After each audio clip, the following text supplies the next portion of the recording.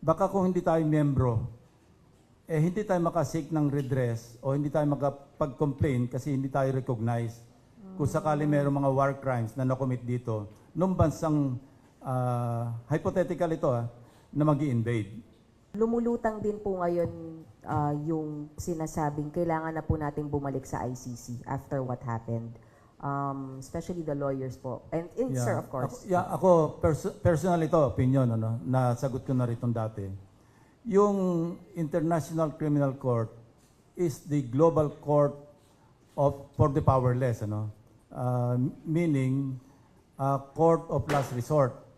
Yung kanilang general jurisdiction, ito yung nagdidil sa mga war crimes, genocide, crimes against humanity. Doon nakapokus yung kanilang jurisdiction. And halimbawang ma-invade tayo ng ibang bansa, without referring to any particular country. Baka kung hindi tayo miyembro, hindi tayo makasik ng redress o hindi tayo makapag-complain kasi hindi tayo recognize kung sakali mayroong mga war crimes na nakomit dito, nung bansang, hypothetical ito na mag-i-invade. So, ako ang personal opinion ko, we should rejoin. And I limit my answer to my personal opinion na sabi ko nga, Global Court for the Powerless. Ito yung universally abhorred crimes committed against a group of people.